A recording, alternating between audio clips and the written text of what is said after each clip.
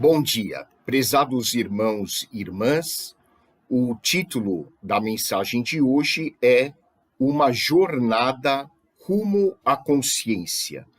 E o texto bíblico para a nossa meditação está no Evangelho de Lucas, capítulo 9, versículos 51 a 56. Diz assim a palavra de Deus. E aconteceu que, ao se completarem os dias em que devia ele ser assunto ao céu, manifestou no semblante a intrépida resolução de ir para Jerusalém, e enviou mensageiros que o antecedessem. Indo eles, entraram numa aldeia de samaritanos para lhe preparar pousada. Mas não o receberam, porque o aspecto dele era de quem decisivamente ia para Jerusalém. Vendo isto, os discípulos Tiago e João perguntaram: Senhor, queres que mandemos descer fogo do céu para os consumir?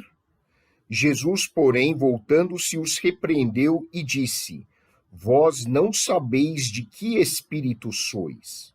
Pois o Filho do Homem não veio para destruir as almas dos homens, mas para salvá-las. E seguiram para outra aldeia. Oremos.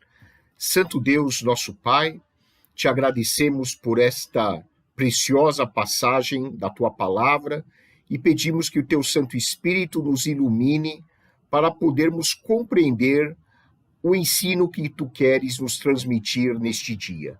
Nós te pedimos agradecidos, em nome de nosso Senhor e Salvador Jesus Cristo. Amém. A violência tem sido uma característica constante na sociedade. Infelizmente, aprendemos desde a infância a adotar uma linguagem que fere muitas vezes as outras pessoas, que agride os outros. Nós rotulamos, nós julgamos as pessoas, nós temos o hábito de condenar aquelas pessoas com cujas ideias nós não concordamos. Nós criamos sistemas de classificação, de categorização, em que nós dividimos as pessoas com relação à sua etnia, com relação à sua cultura, com relação à sua forma de pensar, com relação aos seus valores. E nós fazemos isso com muita facilidade. Infelizmente, a nossa natureza psicológica já absorveu esse aspecto negativo da cultura que nos impregna. Então, frases do tipo: quem você pensa que é? Quem é você para falar isso para mim? Quem você pensa que está falando?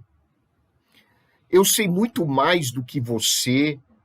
Você não tem valor nenhum.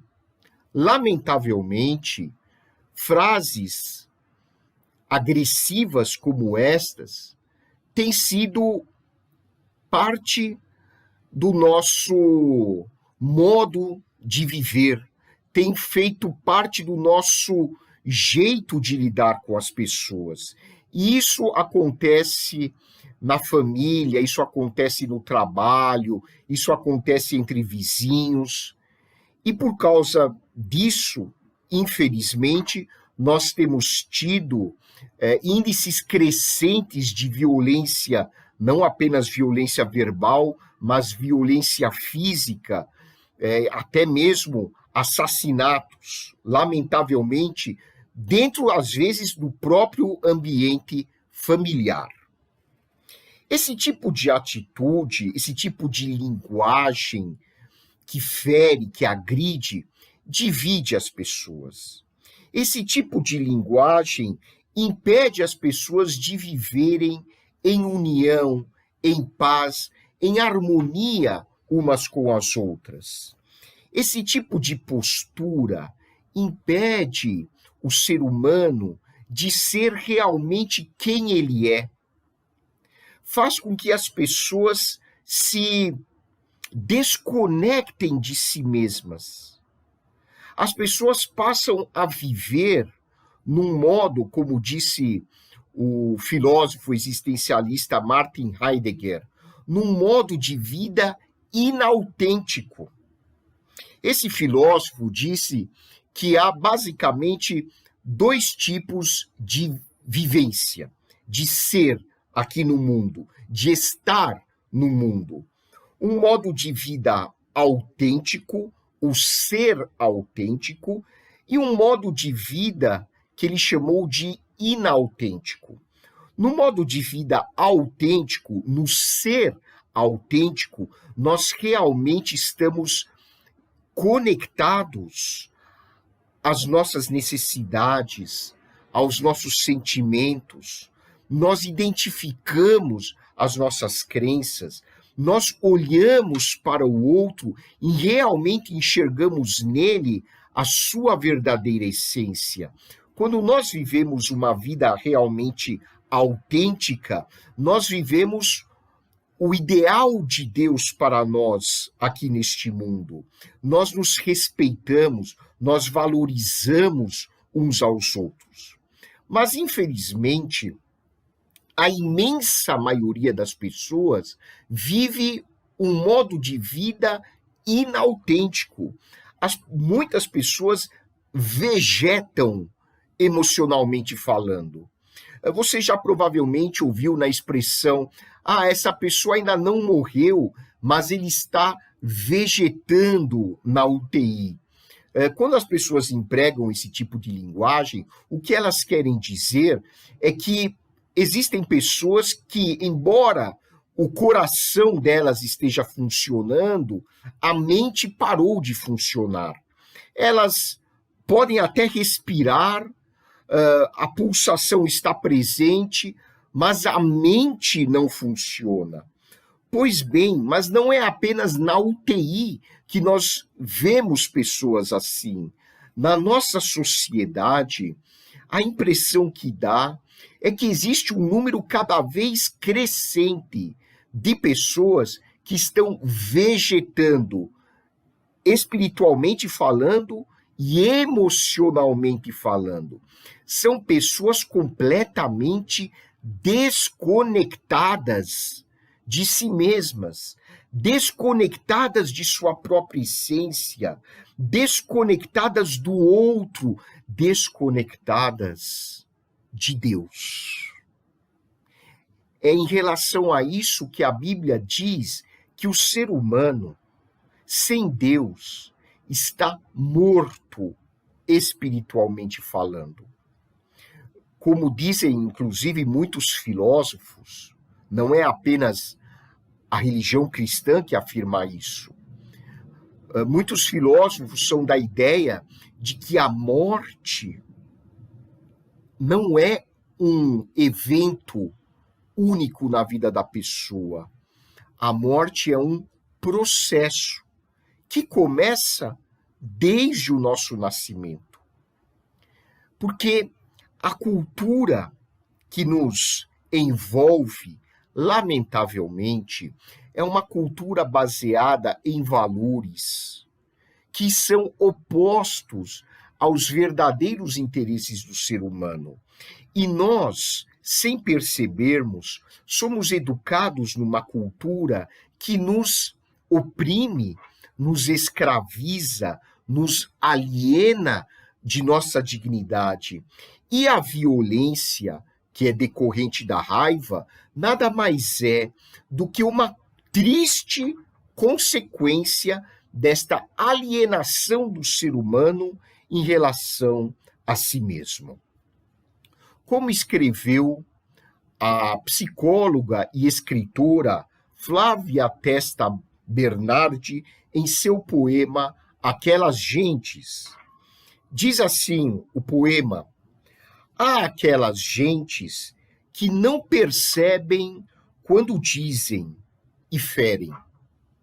Há aquelas gentes que não percebem quando agem e ferem. São as gentes desconectadas de si mesmas, perdidas. Algo nelas está em falta.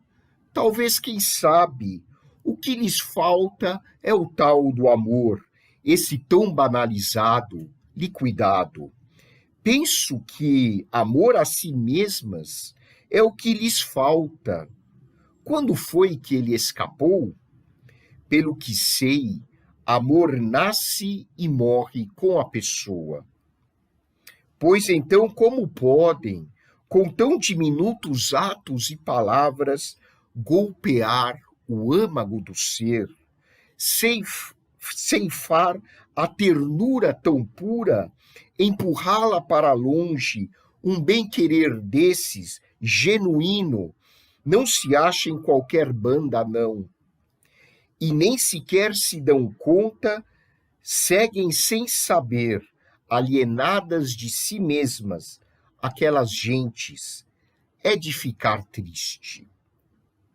Em nossa jornada rumo à consciência, o Senhor Jesus Cristo nos ensina a nos identificarmos plenamente com o nosso próximo e com as suas necessidades. Como podemos desenvolver uma consciência plenamente amadurecida? Neste texto bíblico, nós aprendemos atitudes importantes que nos ajudam no desenvolvimento, no processo de amadurecimento da nossa consciência. E a primeira atitude é compreender o significado da graça de Deus. Essa é uma expressão corriqueira na teologia bíblica. Graça de Deus. Mas será que todos os cristãos realmente entendem o significado desta expressão tão usada na palavra de Deus? A Bíblia diz que nós somos salvos pela graça. Lá no texto de Efésios, por exemplo, Efésios capítulo 2, versículos 8 e 9, o texto bíblico diz: porque pela graça sois salvos, mediante a fé. Isto não vem de vós, é dom de Deus, não de obras, para que ninguém se glorie. Esses dois versículos dizem de uma maneira muito explícita, muito clara, que a nossa salvação não decorre da nossa própria capacidade humana. Em outras palavras, você e eu não tivemos a iniciativa de buscarmos a presença de Deus.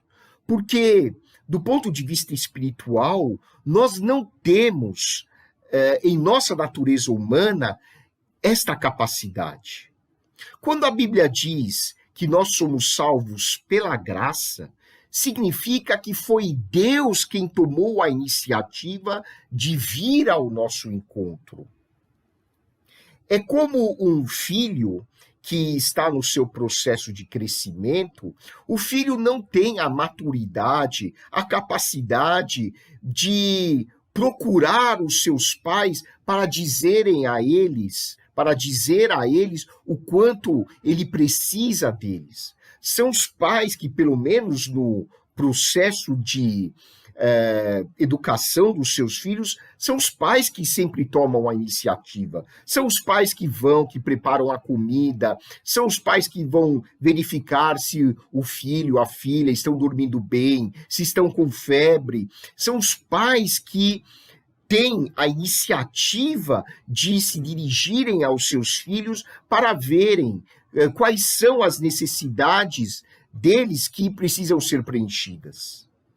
No que diz respeito à nossa vida espiritual, ocorre o mesmo processo. É Deus quem vem ao encontro do ser humano para dizer ao ser humano o quanto ele o ama, o quanto ele é importante, o quanto ele é querido pelo Criador. E quando nós olhamos para Jesus Cristo, nós vemos esta iniciativa de Deus de vir ao nosso encontro. É por isso que a Bíblia apresenta Jesus Cristo como sendo a perfeita união entre a presença de Deus e a humanidade.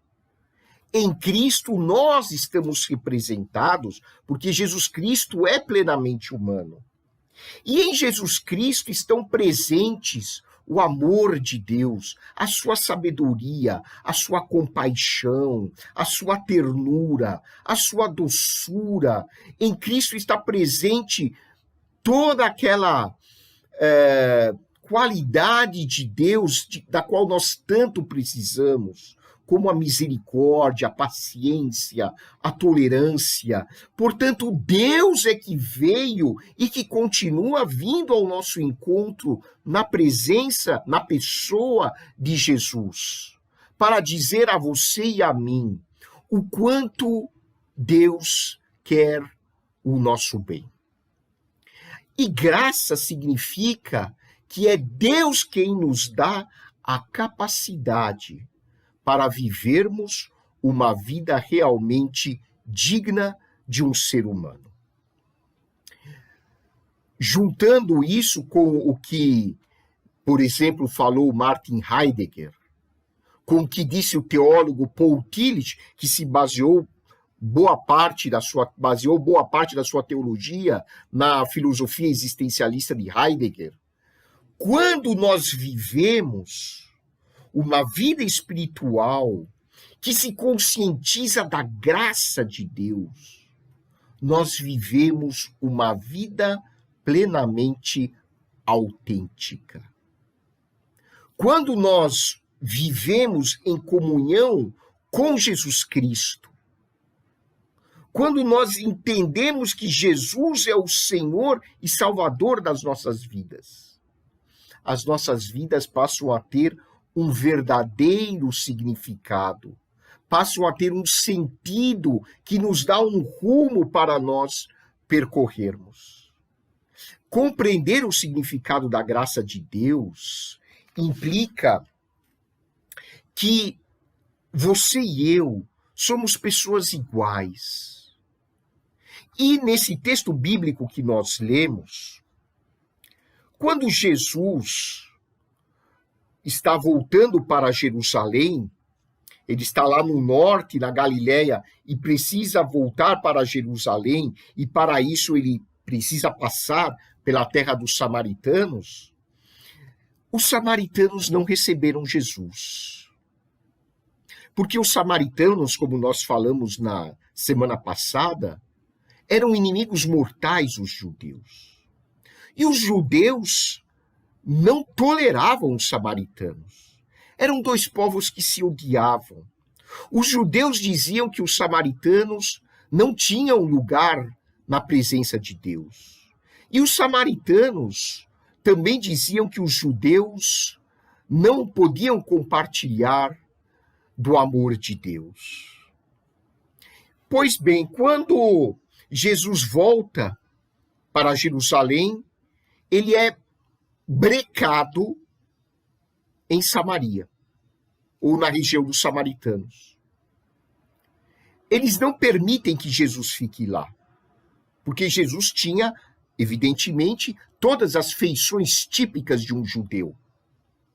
E aí, dois importantes apóstolos de Jesus, Tiago e João, acharam a solução fácil. É a solução da falsa religiosidade.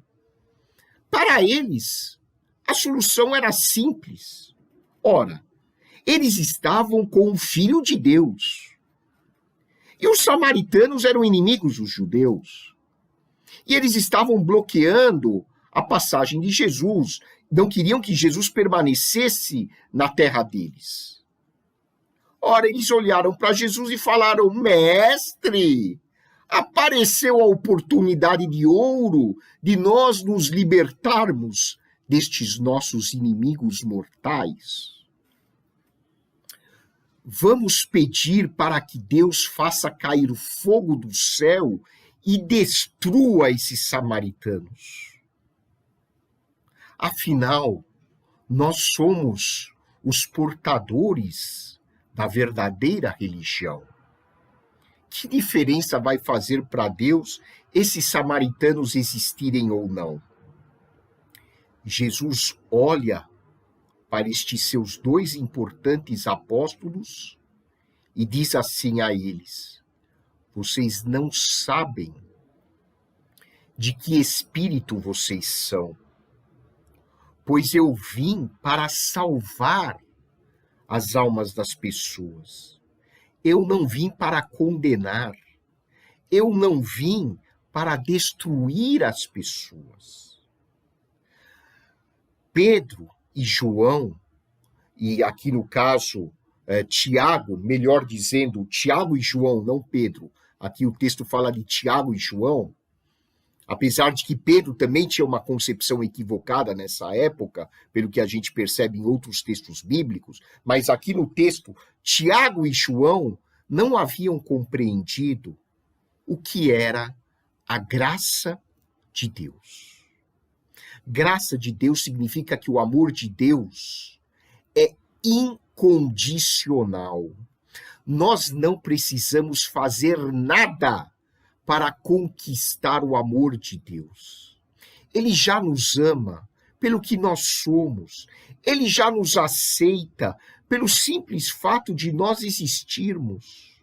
Nós não precisamos usar máscaras de religiosidade para que Deus nos ame, para que Deus nos aceite, para que Deus nos aprove. Não!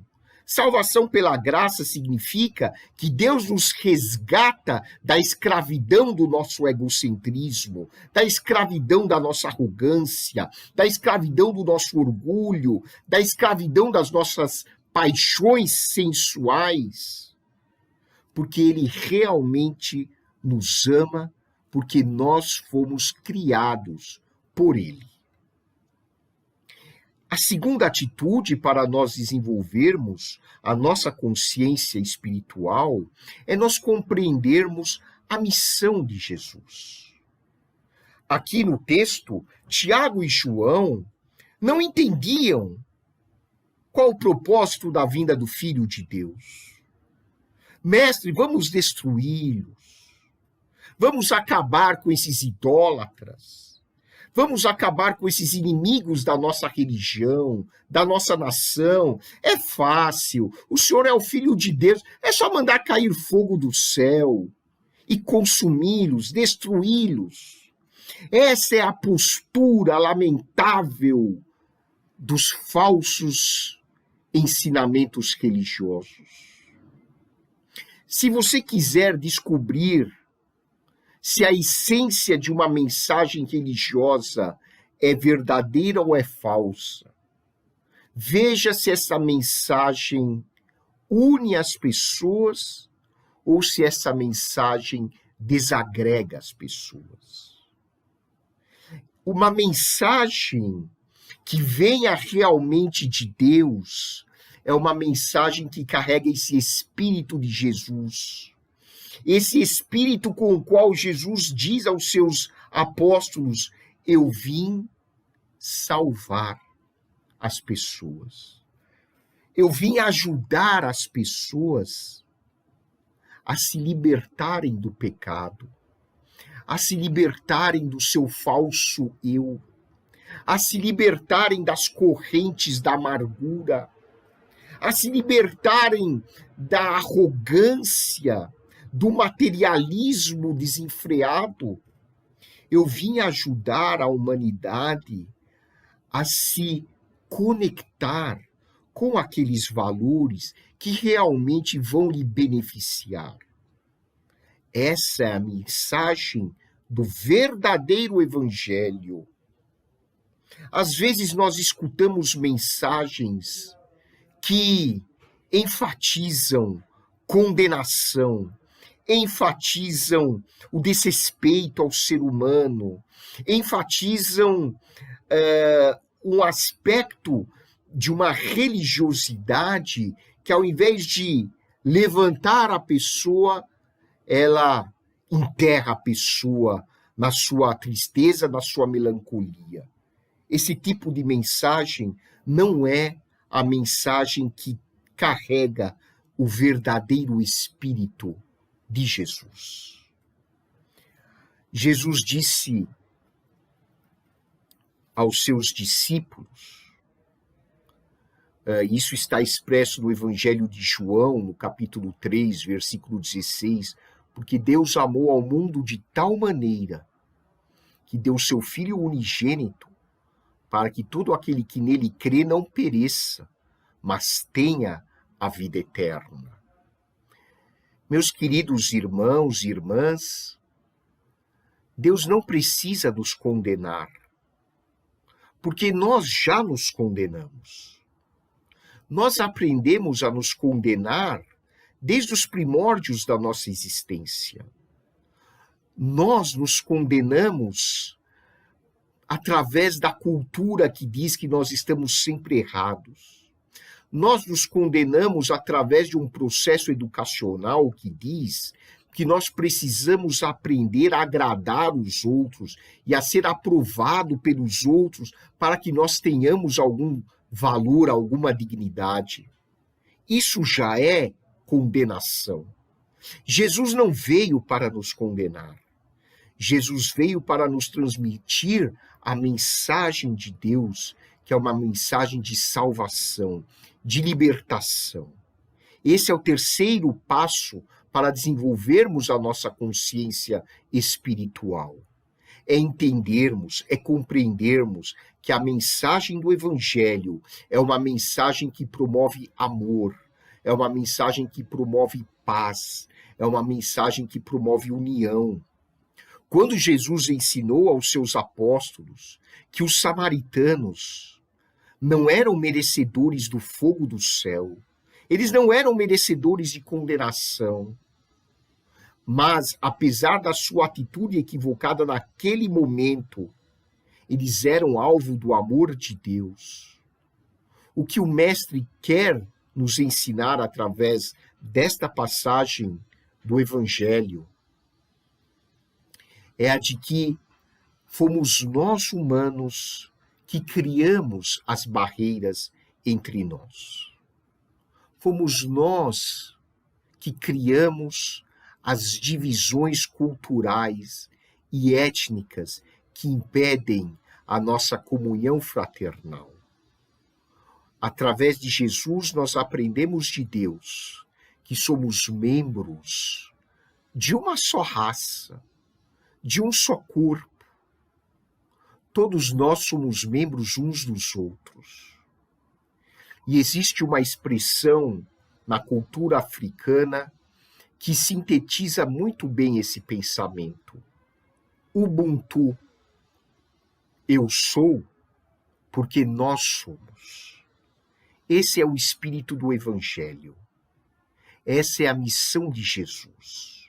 Que nós possamos desenvolver a nossa consciência espiritual, compreendendo que a nossa salvação, do começo ao fim, é resultante da graça de Deus, da sua compaixão, do seu amor incondicional.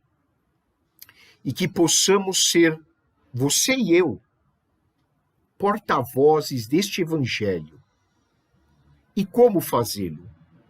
Quando você prega o amor, quando você prega a paz, quando você prega a união entre as pessoas, quando você diz que o reino de Deus é um reino norteado pelos valores que Jesus nos ensinou,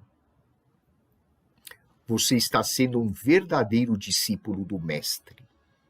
Que Deus nos abençoe e que possamos construir juntos uma sociedade que realmente reflita o amor, a compaixão e a paz de Deus.